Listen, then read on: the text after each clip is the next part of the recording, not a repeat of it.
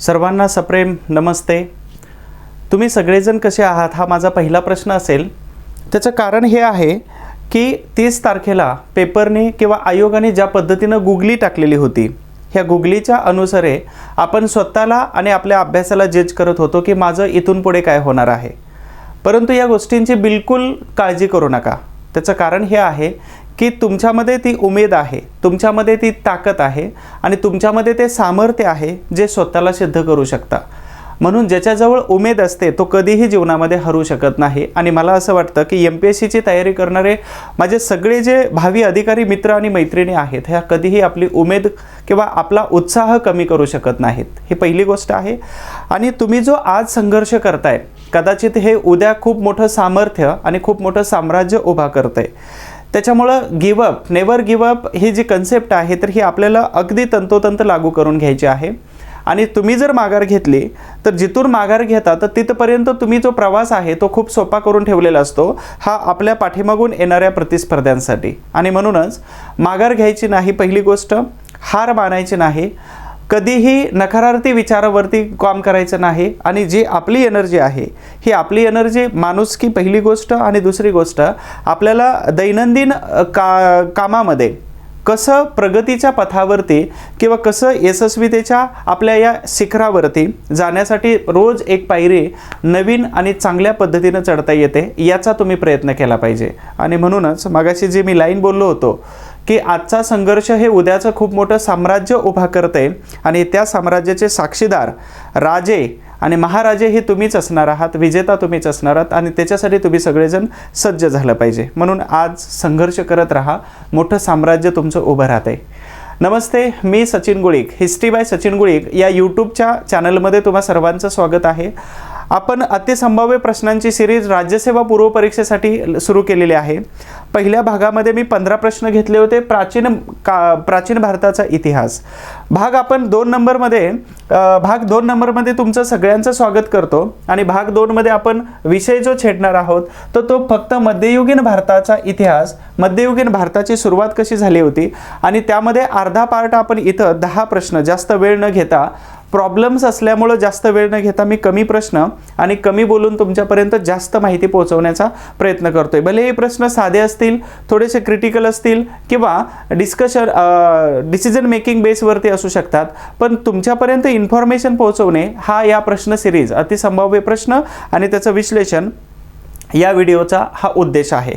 तर स्वागत आहे तुम्हा सर्वांचं. आणि नेहमी आनंदी राहा, पॉझिटिव्ह राहा आणि नेहमी दुसऱ्यांना मोटिवेट करत राहा, म्हणजे स्वतः कधी आयुष्यामध्ये डिमोटिवेट होणार नाही. तर ह्या 2-3 गोष्टींची काळजी तुम्ही घेतली पाहिजे.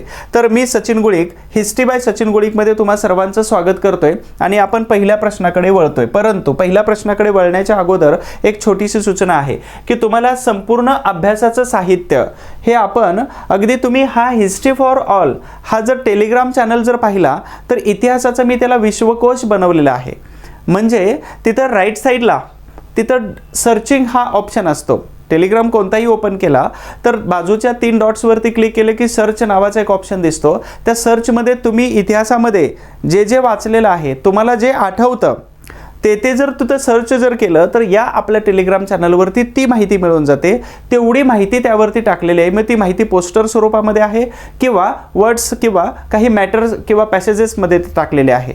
तर सगळी माहिती तुम्हाला त्या आपल्या इतिहासाच्या चॅनलवरती मिळून जाईल. आणि ज्यांनी हा अभ्यास साहित्य जर मिळवायचं असेल तर हिस्ट्री फॉर ऑल असं सर्च करायचं आहे तुम्हाला की @हिस्ट्री फॉर ऑल हा चॅनल जर सर्च केला तर तुम्ही त्या चॅनलवरती सगळे इतिहासाचं मटेरियल हे तुम्हाला उपलब्ध होऊन जाणार आहे.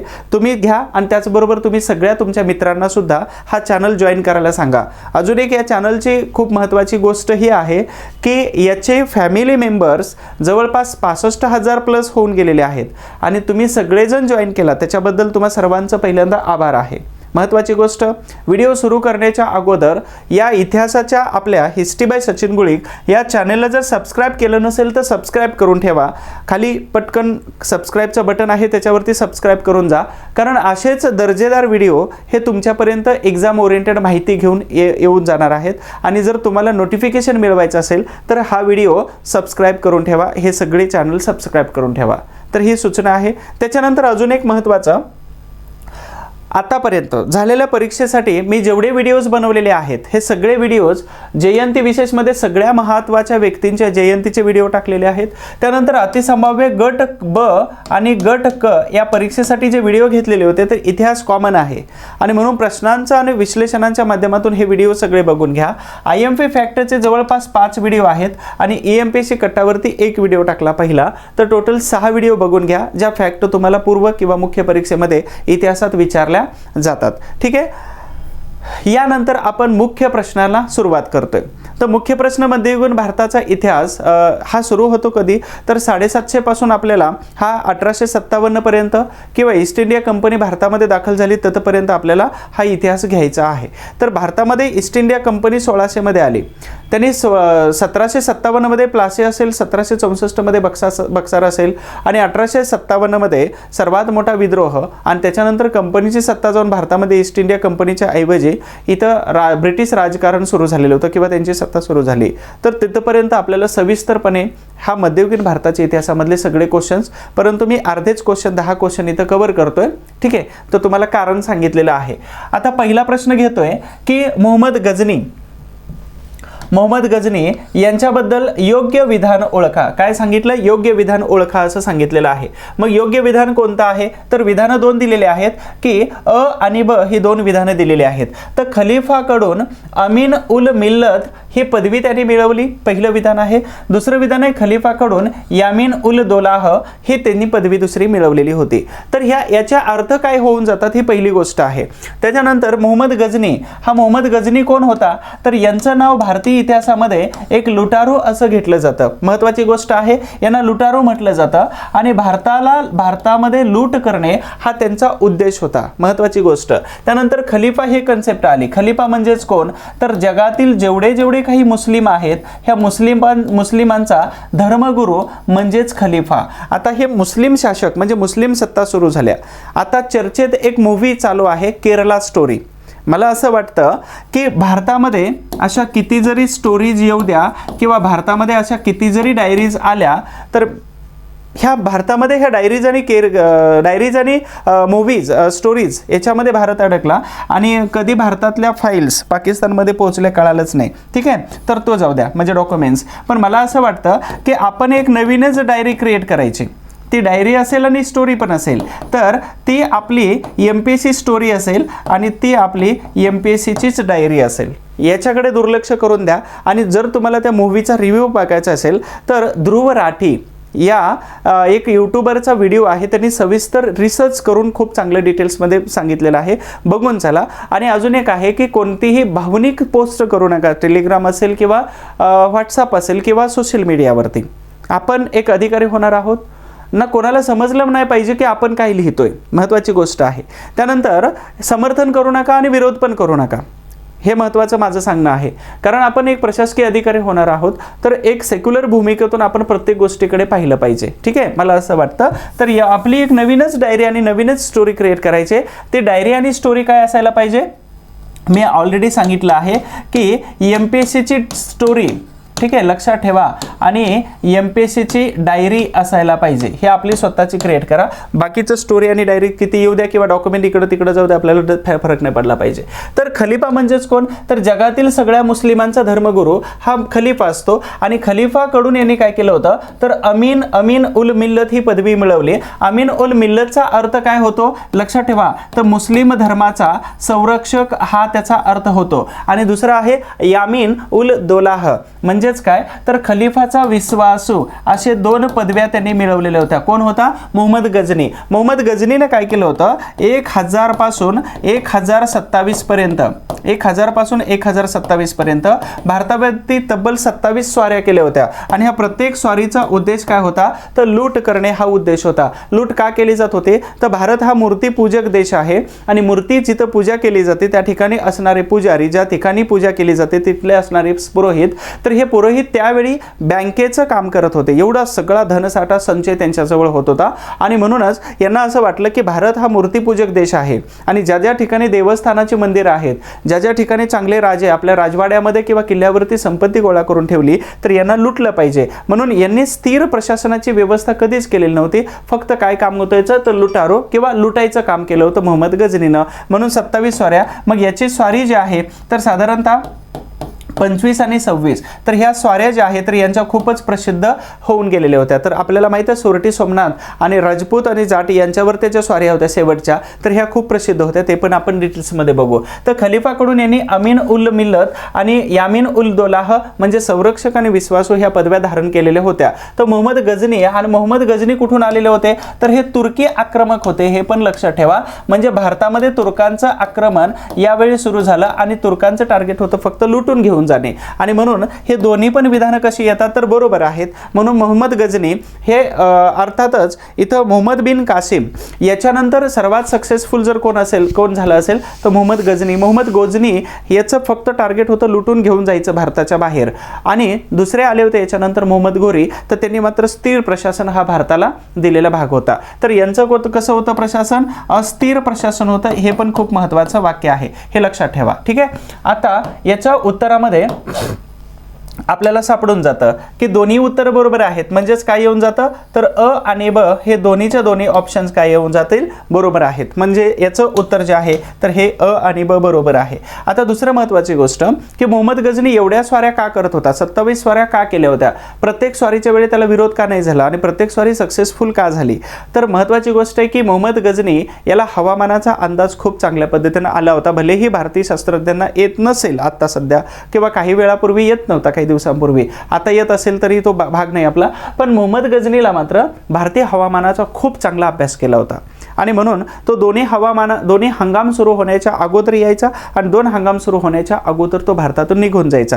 तर ही त्याचा खूप महत्त्वाचा फॅक्टर होता, म्हणून तो सक्सेस झालेला होता. नंबर 2चा प्रश्न घेतोय, गजनीच्या आक्रमणाबद्दल योग्य विधान ओळखा. गजनीच्या आक्रमणाबद्दल योग्य उत्तर ओळखा. काय सांगितलं, योग्य उत्तर ओळखा. पहिला ऑप्शन दिलाय 1025 मध्ये सोरटी सोमनाथ वरती त्याने आक्रमण केलं आणि दुसरं विधान दिलेलं आहे काय तर 1027 मध्ये सिंध मुलतान यावरती आक्रमण केलं, जाटांचा पराभव केला आणि अजून एक शब्द आहे इथं राजपूत या सगळ्यांवरती पराभव केला होता. आता लक्षात ठेवा 1025 मी मागाशी सांगितलं होतं की 1000 पासून त्यांनी काय केलं तर 1027 पर्यंत त्यांनी स्वाऱ्याच केलेल्या होत्या आणि शेवटची स्वारी ही 1027 ची आहे आणि इथं 26वी स्वारी ही आहे आणि 27वी स्वारी कोणती येते तर 1027 ला येते. म्हणजेच इथं आपल्याला सापडून जाईल की दोन्ही विधानं कशी आहेत बरोबर आहेत. मग थोडंसं विश्लेषण पण बघूया. दोन्ही विधानं बरोबर आहेत, मग ऑप्शन्स कोणता आहे तर हा चूक आहे, ह्या बसत नाही. म्हणजेच हा ऑप्शन आपल्याला 1 आणि 2 हे दोन्ही ऑप्शन काय येऊन जातील बरोबर येतील. आता बघूया थोडंसं की सोरटी सोमनाथावरती का अटॅक केलेला होता. तर सोरटी सोमनाथ हे गुजरातमध्ये असणारं महत्त्वाचं एक देवस्थान आहे. त्याला जागृत देवस्थान ही हिंदू भाषेमध्ये म्हटलं जातं. त्या देवस्थानाच्या अवतीभोवती खूप मोठी भिंत होती. ते सोरटी सोमनाथाचं मंदिर हे समुद्र किनाऱ्यापासून थोड्या अंतरावरती आणि अगदी संपत्तीनं भरलेलं मंदिर होतं. या मोहम्मद गजनीला समजलं की इथं खूप मोठी संपत्ती आहे आणि ब्रिटिश सरकारने 190 वर्षापेक्षा जास्त वर्षामध्ये जेवढी संपत्ती ब्रिटनला घेऊन गेले नाहीत तेवढी जास्त संपत्ती ह्या मोहम्मद गजनीनं सोरटी सोमनाथामधून घेऊन गेली होती. विचार करा की हे मंदिर किती श्रीमंत असेल. सध्या देवस्थान खूप श्रीमंत आहे सध्याचे आणि भारत सरकारची ईडी हे त्यांच्या पाठीमागे कधी लागत नाही, कारण तो अस्मितेचा प्रश्न असतो आणि लोक दान देतात त्या मंदिराकडून आणि तिथून मग इन्कम टॅक्समध्ये थोडीशी सूट मिळते किंवा नाव सुद्धा जाहीर करत नाही. तर ही श्रद्धा आहे. ठीक आहे. तर सोरटी सोमनाथावरतीच अटॅक का केला होता तर खूप मोठी संपत्ती होती हे त्याला माहित होतं, पहिली गोष्ट. दुसरी गोष्ट की तिथं असणारं जे मंदिर आहे तर हे खूपच श्रद्धेचं मंदिर होतं आणि म्हणून आपल्याला त्या मूर्ती तोडून तिथली संपत्ती घेऊन जायची ही दुसरी धारणा होती. म्हणून तिथल्या लोकांना समजलं की गजनी येतोय अटॅक करून म्हणजे 1025 मध्ये. तर सगळी लोक त्या मंदिराच्या प्रिमाइसेसमध्ये काय केले तर एकत्र आले. म्हणजे खूप मोठ्या भिंती होत्या त्या मंदिराला आणि त्या भिंतीच्या आतमध्ये सगळी लोक होते. परंतु मोहम्मद गजनी हा बेरहम होता आणि त्यानं काय केलं त्या भिंतीत वगैरे तोडून दरवाजे तोडून आतमध्ये जेवढी लोक होती सगळ्या लोकांच्या कत्तली करून टाकल्या. ह्या लोकांना, भोळ्या भाबड्या लोकांना, अंधश्राद्धिक लोकांना हे माहीत नव्हतं किंवा एवढे श्रद्धा होती आपल्या देवावरती सोरटी सोमनाथावरती की आपला देव आपल्याला वाचवणार आहे. पण गंमत अशी झाली की ना देवाने वाचवलं ना पुजाऱ्यांनी वाचवलं. म्हणजेच या मोहम्मद गजनीच्या सगळ्या तलवारी हा रक्ताने माखलेल्या होत्या, एवढा मोठा नरसंहार केला होता. आणि अजून एक विशेष गोष्ट की 1025चं हे आक्रमण, हे लूट घेऊन परत जात असताना एवढी लूट होती की इंग्रजांना 190 वर्षामध्ये तेवढी संपत्ती घेऊन जात आली नव्हती. आणि परत जात असताना हा गुजरात मार्गे राजस्थान करून हा अशा पद्धतीनं जेव्हा एकच हंगाम संपला की दुसऱ्या हंगामाच्या मधोमध बरोबर त्या कालावधीमध्ये परत जायचा, म्हणजे भारतातील उन्हाळा, पावसाळा, हिवाळा याचा कोणताही फटका न बसता. आणि निघून जात असताना रस्त्याच्या मध्ये असणारे जे वेगवेगळे जमाती आहेत, ज्या लढाऊ जमाती, मग तिथं जाट असतील किंवा इथं रजपूत असतील, तर ह्या सगळ्या लोकांनी काय केलं, मोहम्मद गजनीला प्रचंड त्रास दिलेला होता परतीच्या वाटेवर असताना यांनी. आणि म्हणून मोहम्मद गजनी जेव्हा आपल्या देशामध्ये पोहोचला, त्याला असं वाटलं की ज्यांनी ज्यांनी मला त्रास दिला त्यांना धडा शिकवल्याशिवाय राहणार नाही. जशा पद्धतीनं तुम्ही पण बघा, तुमच्या कुवतेवरती, क्षमतेवरती ज्यांनी प्रश्नचिन्ह उभा केले, तर त्या लोकांना तुम्ही धडा दाखवणार आहात, शिकवणार आहात. MPSC पास झाल्यानंतर तर अशाच लोकांना धडा शिकवण्यासाठी मोहम्मद गजनीनं काय केलं, तर 1027ची स्वारी केली. मग त्याला त्रास दिला होता सिंध, मुलतान, आज पाकिस्तानमध्ये असतील हे प्रांत, त्याचबरोबर जाट असतील आणि राजपूत, ह्या लोकांचा त्यांनी परत एकदा येऊन 1027 पराभव केला. आणि त्याला असं वाटलं की आता इथून पुढे स्वारी करायला नको, कारण का तर भारतीय लोकांचे आपण आतापर्यंत संपत्ती सामाजिक असेल इथपर्यंतच होतो, परंतु आता धार्मिक वरती सुद्धा आपण घावा घातला,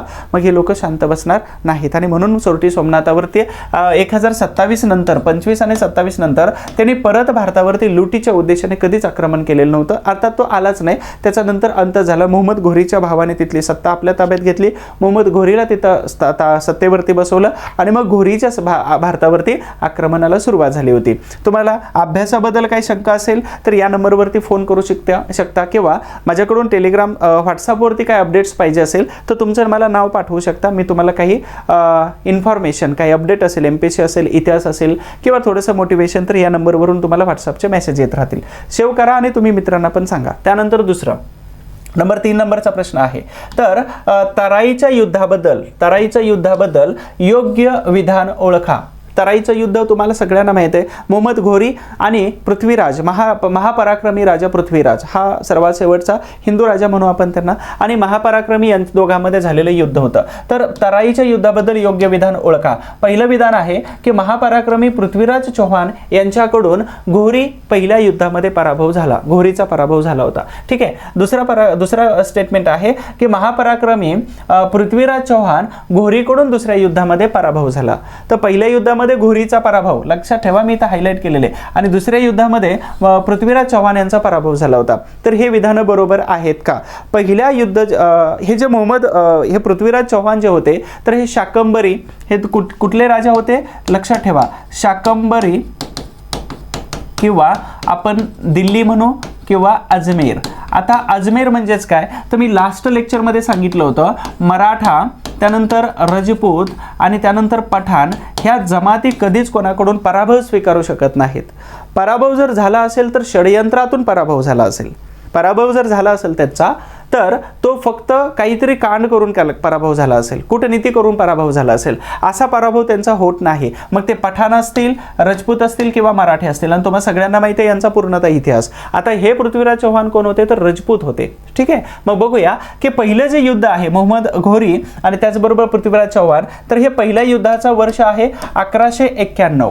ठीक आहे, 1191. पृथ्वीराज चौहान यांनी सगळे राजपूत असतील, जाट असतील, सगळ्या हिंदी लोकांना, हिंदी राजा महाराजांना एकत्र केलं आणि मोहम्मद घोरीला भारतातून पराभव करायला लावलेलं होतं. त्याच्या अगोदर मोहम्मद घोरीचा पराभव हा गुजरात असेल किंवा राजस्थान असेल, अनिलवाड असेल किंवा त्याचबरोबर तिथं असणाऱ्या वेगवेगळ्या टेकड्यामध्ये तिथं पराभव झालेला होता मोहम्मद घोरीचा. आता दुसरी फेज आली. दुसऱ्या फेजमध्ये बघा, पराभव झाला तरी हा घोरी भारतामध्ये यायचा थांबलेला नव्हता. मग आपला पराभव एका परीक्षेने झाला तर आपण कशाला माघार घ्यायची? सतत प्रयत्न करत राहिला तर 100% यश मिळतं. सक्सेस हे तुमच्या गळ्यामध्ये माळ घालतंच. म्हणून माघार घ्यायची नाही मैदानामधून. लक्षात ठेवा, जर माघार घ्यायचीच नाही तर आज CM पण झाले असते. लक्षात ठेवा. त्यानंतर मोहम्मद घोरी आणि पृथ्वीराज चव्हाण यांच्यामध्ये पहिलं युद्ध झालं होतं ते 1191चं तराईचं युद्ध झालं होतं. या युद्धामध्ये दारुण पराभव झाला होता. पृथ्वीराज चव्हाणने खूप साऱ्या सैनिकांना एकत्र केलं, राजे महाराजे यांचं संघटन केलं. आता त्यानंतर याला पराभवाची लस होती आणि पराभवाचा परत एकदा रिव्हेंज घ्यायचा होता आणि म्हणून काय केलं त्यांनी, परत आक्रमण केलं. हे पुढचं आक्रमण कधीच होतं, 1193चं पुढचं आक्रमण होतं. म्हणजेच यांनी काय केलं होतं तर डायरेक्ट पुढच्या वर्षी म्हणजे 1-2 वर्षाचा गॅप घेतला आणि डायरेक्ट सगळी सेना वगैरे एकत्र करून मग पृथ्वीराज चव्हाण यांच्यावरती आलं. पण मध्ये एक स्टोरी बनते. अक्षय कुमारचा मूव्ही आला होता पृथ्वीराज रासो किंवा पृथ्वीराज. तर या मूव्हीमध्ये काय सांगितलंय की एक आहे जयचंद नावाचं कॅरेक्टर येतं, ठीक आहे. त्यानंतर एक मुलगी येते, तिचं नाव आहे संयोगिता आणि जर सासरा जर ॲग्री असेल तरच मुलीचं संसार किंवा त्या मुलाचं लग्न व्यवस्थित लागतं आणि जर सासरा जर विरोधात असेल तर मग पृथ्वीराज महापराक्रमी पृथ्वीराज यांचं जशा पद्धतीनं जयचंद यांनी हाल केलं तशाच पद्धतीनं ते हाल होऊ शकतं. तर ही रिअल स्टोरी आहे. जयचंद हे सासरे होते आणि त्याचबरोबर संयोगिता ही पृथ्वीराज चव्हाण यांच्याबरोबर जयचंद यांच्या विरोधामध्ये दोघांचं लग्न झालं. यांचा विरोध होता जयचंद. आता या विरोधाच्या पोटी यांनी काय केलं, मोहम्मद घोरीला सांगितलं की मी तुला प्रचंड मोठी मदत करतो, तू काय कर पृथ्वीराज चव्हाण यांच्यावरती आक्रमण कर. आणि स्वतः सासऱ्याने घात केला असं म्हटलं जातं. असं जनरली आता तर होत नाही सद्यस्थितीमध्ये, परंतु हा बदला घेण्याची एक भूमिका असू शकते आणि या भूमिकेतून जयचंद यांनी याला मदत केली, कोणाला, मोहम्मद घोरीला. आणि दुसरं युद्ध झालं तराईचं 1193 मध्ये. ह्या युद्धामध्ये पृथ्वीराज चव्हाण यांचा दारुण पराभव झाला. एवढाच पराभव नाही तर या पराभवामुळं भारतामध्ये तुर्की आक्रमण हे भारतामध्ये येत होते आणि निघून जात होते, परंतु भारतात स्थिर सत्ता व्हायला सुरुवात झाली ते मोहम्मद घोरीच्या आक्रमणानंतर. इथं बरोबर युद्ध कोणता पर्याय येतो तर हा 3 नंबरचा पर्याय बरोबर आहे. अ आणि ब दोन्ही पण बरोबर आहेत. आणि या युद्धामुळेच भारतामध्ये तुर्की यांची सुरुवात तर झालीच, परंतु स्थिर प्रशासनाला सुरुवात मात्र मोहम्मद घोरीच्या आक्रमणानंतर झालेली होती. हे 3 पर्यंत प्रश्न आपण बघितले, ठीक आहे. आपण एक छोटीशी सूचना इथं बघतोय. सूचना ही आहे की आता बघा 4 जानेवारीची परीक्षा येते आणि 4 जानेवारीला 30 एप्रिलला भलेही आयोगाने 10 प्रश्न इतिहासाचे काढले असतील, मग ते जिओग्राफी असो किंवा हिस्ट्री असो, तर या परीक्षेमध्ये मात्र गुगली टाकू शकतं. आणि असा काही यॉर्कर किंवा फिरकी जर टाकली तर तुमचा क्लीन बोल्ड होऊ नये याच्यापासून वाचण्यासाठी तुम्ही जिओग्राफी, हिस्ट्री हे कला घटक जे आहेत तर याच्याकडे दुर्लक्ष कोणत्याही परिस्थितीमध्ये करू नका, ठीक आहे. मग आपण इतिहासासाठी काय करतोय तर मी माझ्या पद्धतीने योगदान देण्याचा प्रयत्न करतोय. तर इतिहासामध्ये प्राचीन भारताचा इतिहास, मध्ययुगीन, आधुनिक, महाराष्ट्र आणि अजून एक आहे की यामध्ये समाजसुधारक दिलेले आहेत. केवळ तुम्हाला 250 रुपयाच्या बॅचमध्ये किंवा 250 रुपयामध्ये संपूर्ण इतिहासाचे साधारणतः मला वाटतं 18+ व्हिडिओ आहेत आणि ह्या 18 व्हिडिओमध्ये पूर्ण इतिहास कव्हर होऊन जातो एकदम फास्ट रिव्हिजन होऊन जातं. तर 1 डेची बॅच आहे ही हिस्ट्री बाय सचिन गुळे. आणि व्हिडिओ यूट्यूबचे बघितल्यानंतर जर आवडलं असेल हे शिकवणं तरच तुम्ही बॅच घ्या, कारण बॅचचे व्हिडिओ खूप दमदार आहेत आणि हा मला रिप्लाय आलेला आहे, मी तुम्हाला नेक्स्ट व्हिडिओमध्ये दाखवून देतो. तर ॲप्लिकेशन डाउनलोड करा हिस्ट्री बाय सचिन गुळे. आणि जर नसेल डाउनलोड करता येते या नंबरवरती फोन करा, मी तुम्हाला लिंक पाठवते किंवा व्हॉट्सअप करून द्या. दुसरी बॅच आहे राज्यसेवा पूर्ण.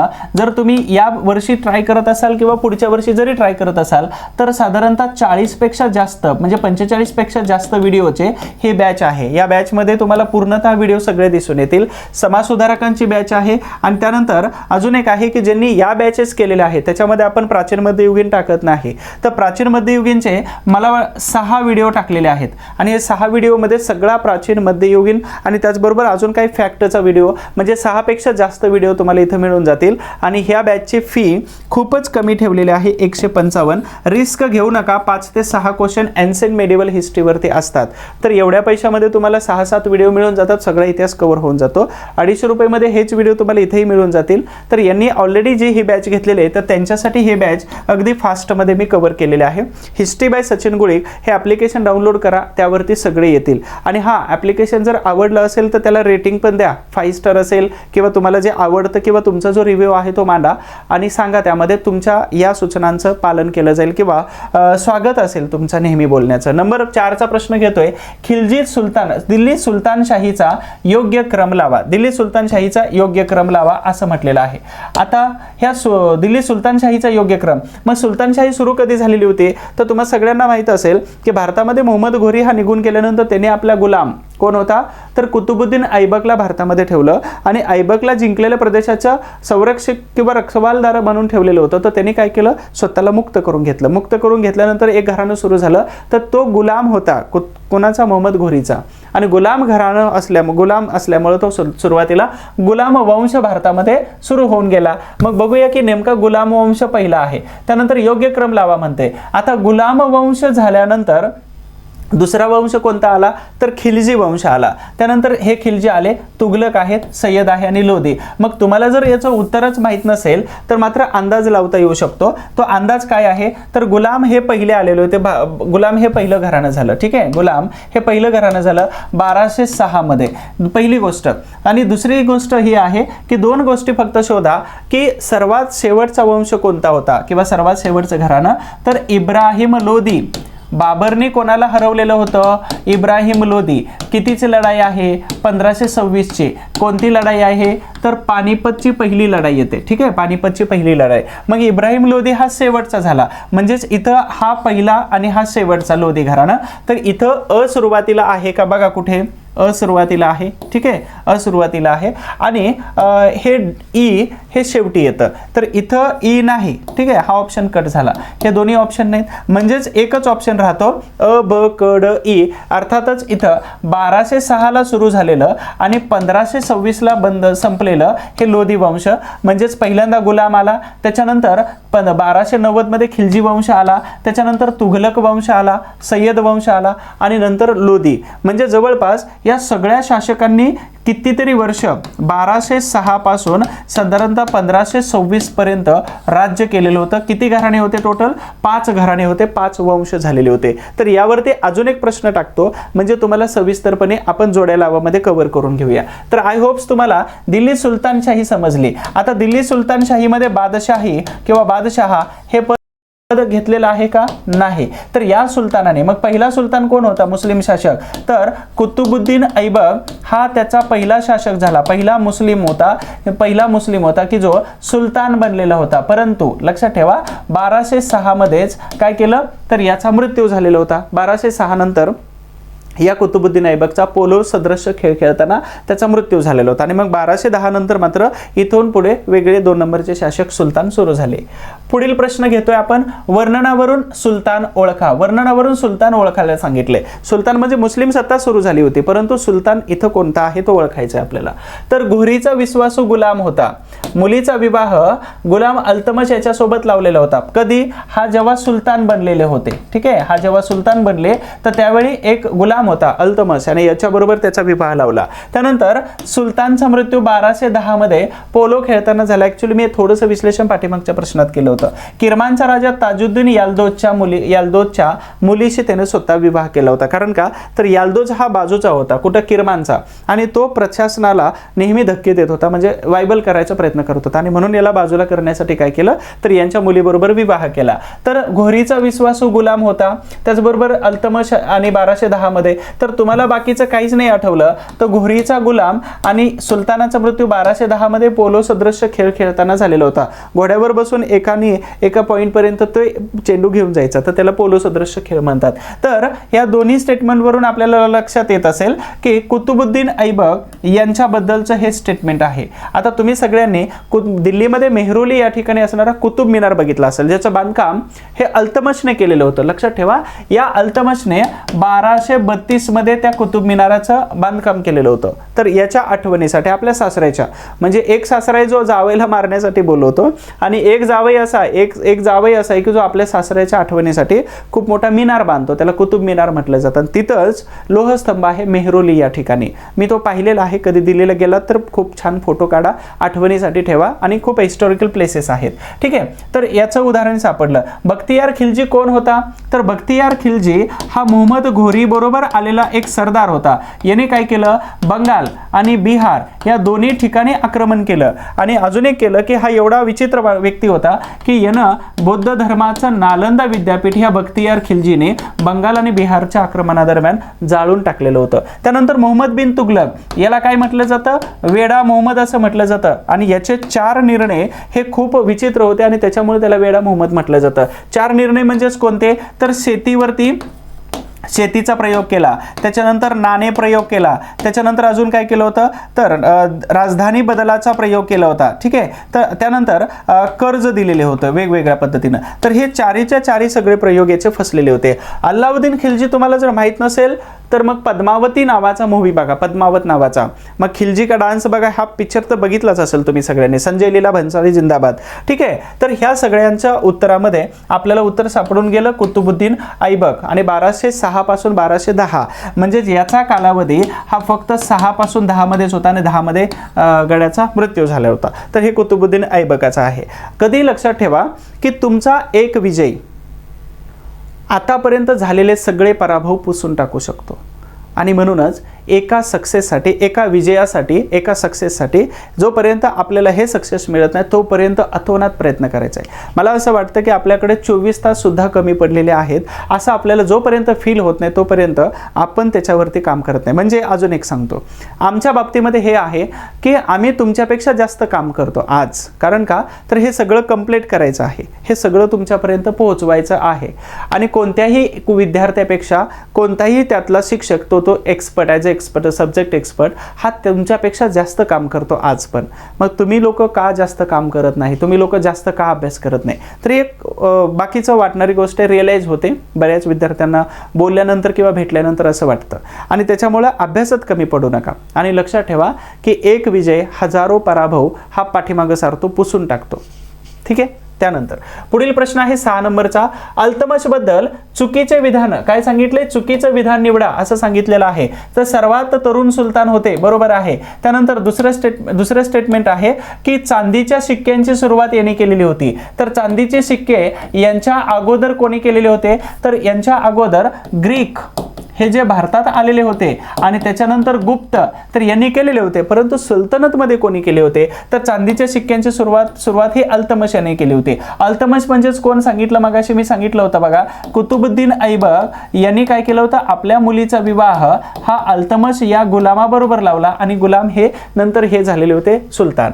1232 मध्ये कुतुब मिनार यांनी बांधलेलं होतं, तर हे पण सत्य आहे. आणि त्यांचा सहकारी बख्तियार खिलजीने बंगाल आणि बिहार हे दोन्ही जिंकून घेतलं. तर हे त्याचे सहकारी होते का, नाही. तर मोहम्मद घोरी यांचे हे सरदार होते, लक्षात ठेवा हे सरदार होते. आणि त्याचबरोबर ऐबक जो आहे तर ह्या ऐबकाचा सहकारी होता, सहकारी मित्र होता, ठीक आहे. परंतु ह्या बख्तियार खिलजीपेक्षा ऐबकवरती जास्त घोरीचा विश्वास होता. आणि म्हणूनच जिंकलेले प्रदेश हे बख्तियारच्या ऐवजी ऐबक यांच्याकडे या घोरीनं देऊ केलेले होते.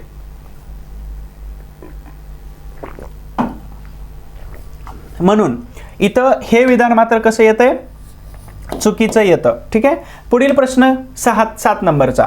खिलजी वंशाबद्दल योग्य कथन ओळखा. खिलजी वंशाबद्दल योग्य कथन ओळखा असं सांगितलेलं आहे. आता हा खिलजी वंश म्हणजे आपल्याला किती नंबरचा आहे हे तुम्हाला पुढच्या प्रश्नामधून क्लिअर करून देतो. तर जलालुद्दीन खिलजी हा वंशाचा संस्थापक होता. अल्लाउद्दीनने त्याचा विश्वासघात केलेला होता. मलिक काफूरच्या नेतृत्वामध्ये दक्षिणेच्या मोहिमा राबवल्या गेल्या. हिमालय ते कन्याकुमारीपर्यंत त्यांची सल्तनत होती. आणि आपल्याला उत्तर शोधायला सांगितले काय, योग्य कथन ओळखा किंवा योग्य म्हणजे बरोबर कोणतं आहे ते ओळखा. तर इथं पहिली गोष्ट ही आहे की जलालुद्दीन खिलजी या हा त्या संस्थापक होता खिलजी वंशाचा.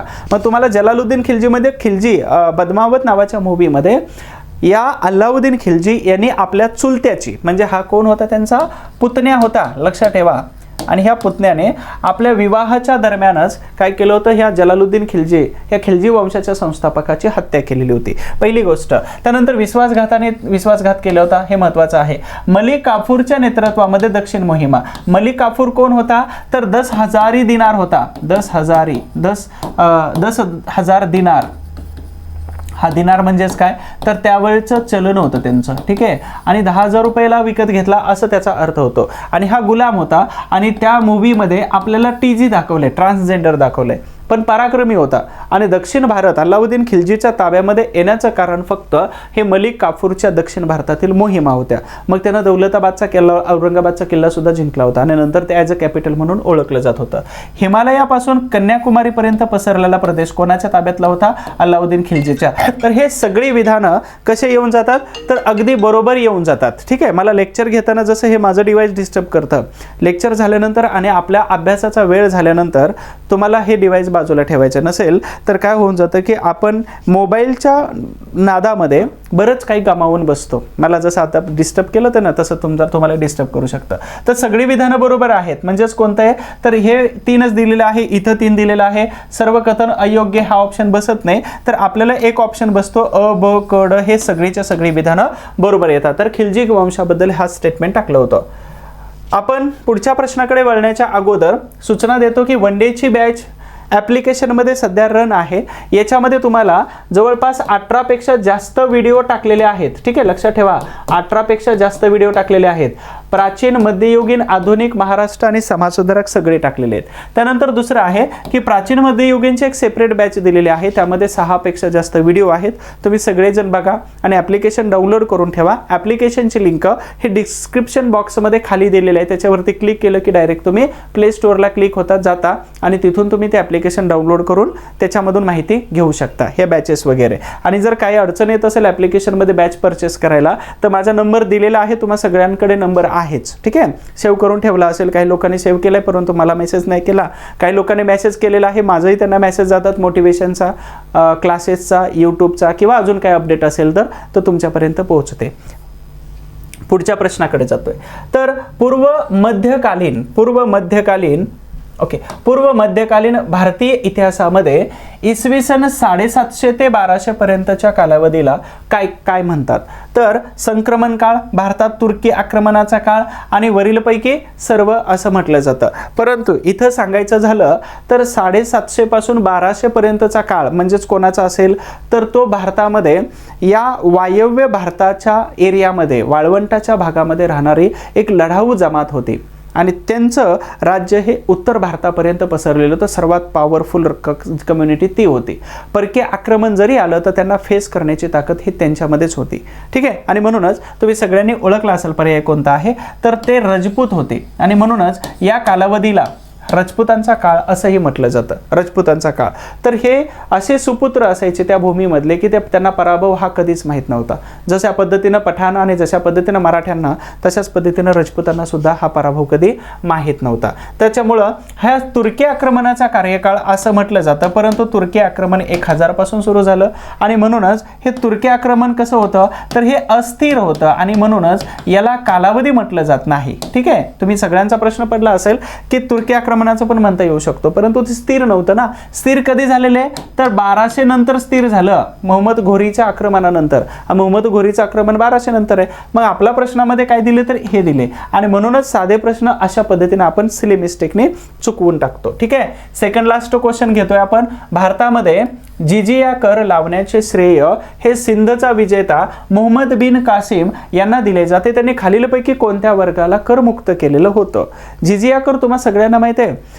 अकबर जो आहे, या अकबर म्हणजे मुघल काळातील अकबर यांनी पहिल्यांदा हा कर भारतातून हद्दपार केलेला होता. पहिल्यांदा हा कर विशेष कोणावरती लावला जात होता?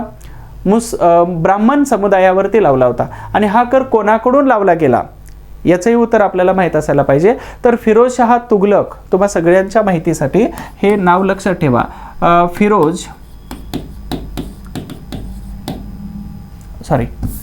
मोहम्मद बिन तुघलक. ओके, मोहम्मद बिन तुघलक. मोहम्मद बिन तुघलक याने पहिल्यांदा हा कर ब्राह्मण या समुदायावरती लावला. लक्षात ठेवा. आणि अकबराने काय केलं होतं? अकबर, तुम्हाला सगळ्यांना माहिती आहे जोधा अकबरवाले. तर अकबराने हा कर समाप्त केला आणि बिगर मुस्लिम समुदायावरती हा कर लावला जात होता, म्हणजेच त्यापैकी मुस्लिम होते. पण प्रश्नामध्ये काय दिलेलं आहे तर खालीलपैकी कोणत्या वर्गाला करमुक्त केलेलं आहे? कोणी? तर मोहम्मद बिन कासिम हा सिंधचा पहिला विजेता होता आणि हे सुद्धा कोण होते तर तुर्की आक्रमक होते. तुर्की आक्रमक म्हणजेच कोण तर मोहम्मद गजनी आणि त्याचबरोबर घोरी यांच्या अगोदर आलेले हे मोहम्मद बिन तुगलक होते, मोहम्मद बिन कासिम होते. तर यांनी काय केलं, कोणत्या वर्गाला करमुक्त केलं? मग तुम्हा सगळ्यांचं उत्तर काय असणार आहे? मुस्लिम. कारण आपला सेन्स तिथेपर्यंत चालतो की हे जर मोहम्मद बिन कासिम जर मुस्लिम असतील तर मुस्लिमांनाच त्यापासून मुक्त केलं असेल, पण नाही. तर यांनी काय केलं होतं, तर या ब्राह्मण ह्या जाती समुदायाला करमुक्त केलेलं होतं. सर्वात जास्त कर लावला मोहम्मद बिन तुगलक, नंतर फिरोजशाह तुगलक वगैरे, आणि नंतर या अकबराने तो कर हटवलेला होता. तर इथं हिंदू, बौद्ध, जैन, मुस्लिम यांच्यावरती अशा पद्धतीचा कर होता, परंतु त्याचं प्रमाण खूप कमी होतं. जो कर हटवला तर तो फक्त ब्राह्मण समुदायाला करमुक्त केलेलं होतं. आणि आपण शेवटच्या प्रश्नाकडे जातोय या लेक्चरच्या. योग्य जोड्या जुळवा. गुलाम वंश, सय्यद वंश, खिलजी आणि लोधी. इथं फक्त तुगलक घराणं मी घेतलेलं नाही, कारण ऑप्शन्स 4च असतात परीक्षेमध्ये, मी पण 4च दिलेले आहे. तर तुम्हाला सगळ्यांना माहित असेल की गुलाम वंश हा भारतामध्ये सुरुवातीला आलेला होता.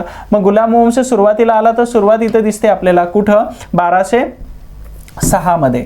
तर 1206 मध्ये हा गुलाम वंश आहे. 12 ते 6 पासून 1290 पर्यंत गुलाम वंशाचं राज्य होतं.